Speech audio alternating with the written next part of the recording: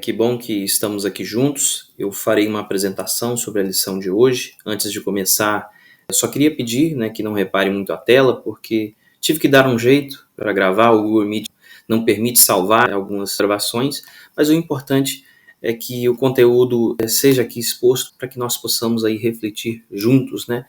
Então hoje é quarta-feira, 4 de junho, é o dia da lição, está intitulada O Juiz de Toda a Terra.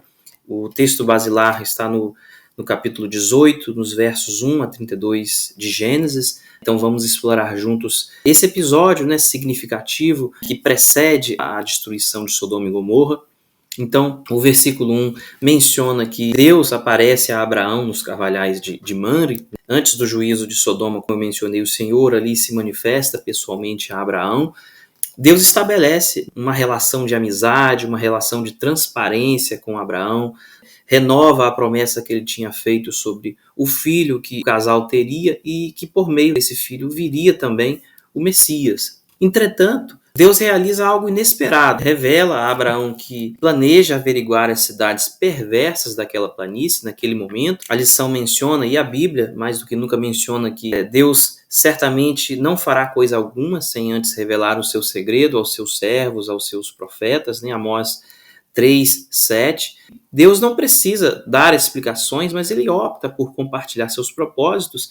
Ele é claro, isso mostra que ele é um Deus transparente, O diálogo entre Abraão e Deus permanece, continua. Abraão, com todo respeito, imagina, conversando com Deus. Entretanto, ele também foi audacioso, Ele questiona a Deus: Senhor, se houver ali 50 justos, 40 justos, 30, até 10, tu ainda destruirás aquela cidade? E em todas as ocasiões, Deus responde que não, não destruirei.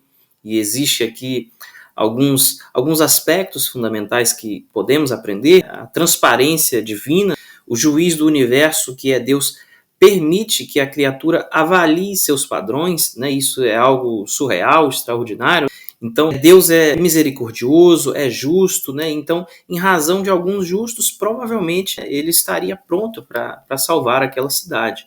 A Bíblia também menciona que 2 anjos foram a Sodoma chamar quem atendesse à advertência. Então, o fato desses anjos irem, fazer esse apelo àquela cidade também, nós podemos trazer o contexto aqui, Apocalipse, onde 3 anjos anunciam um evangelho, e esse evangelho é um evangelho eterno. Isso que nós já estudamos aqui, as 3 mensagens angelicais, onde o terceiro anjo ali afirma: sai dela, povo meu. Então, esse mesmo chamado ecoa ao mundo hoje, enquanto Cristo permanece presente com nós, assim como ele permaneceu ali presente com Abraão, escutando aquelas súplicas. E Abraão tem uma indagação, uma pergunta, talvez algo retórico, mas ele pergunta, o juiz de toda a terra não faria justiça? Então, nesse momento, Abraão, ele não julga apenas Sodoma, mas ele questiona a natureza de Deus, e Deus se coloca sob exame porque sua justiça é impecável. E a lição também menciona sobre o juízo investigativo. Assim como Abraão teve a oportunidade de questionar antes da destruição, o livro do Apocalipse, nos capítulos 20, versículo 4, os 11 até o 15 também, declaram que durante o milênio os salvos poderão examinar os livros celestiais, antes do fogo final. Teremos ali 1000 anos para compreender cada sentença que Deus estabelece, Então, a mensagem é evidente: Deus não tem medo de ser investigado, ele convida a análise por agir com total integridade. Então, eu e você podemos ter algumas aplicações práticas. Eu citei aqui algumas coisas, que nós aí possamos mencionar nossos lós em orações, clamar por amigos que ainda estão fora dos caminhos dele. Então, que nós possamos aí confiar que quando o juízo chegar será uma decisão infalível. Deus é íntegro e Deus é justo, nenhum inocente será tratado injustamente. E vamos nos preparar, enquanto a porta permanece aberta, vamos atender a esse chamado. O Apocalipse menciona: sai dela, povo meu, que nós possamos também convidar as outras pessoas, viver em santidade, compartilhar essa mensagem de advertência. E eu acredito que mencionei no início da semana, a Bíblia, ela é um livro de fatos reais, não é um conto, não é uma fábula.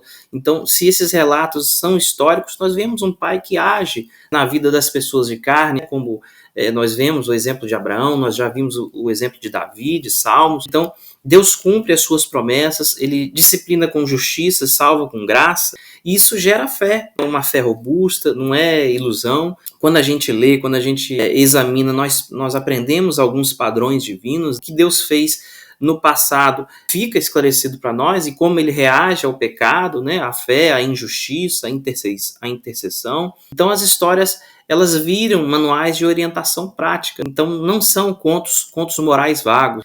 E quando aplicamos isso ao presente, com seriedade, nós lemos ali sobre o juízo, sobre a cruz, sobre a ressurreição, né, o próprio juízo investigativo que o Apocalipse menciona. Se tudo é real, também é real o chamado ao arrependimento, né, a missão, a esperança. Então, a vida cristã deixa de ser ali um hobby espiritual para poder virar um preparo para os eventos que de fato vão acontecer. Por isso, esse é o chamado, né, que nós possamos levar a Bíblia a sério, não apenas como um devocional, é questão de verdade ou erro, né, vida ou morte. Então, quem trata a Escritura como uma ficção corre o risco de repetir os erros de quem ignorou os profetas.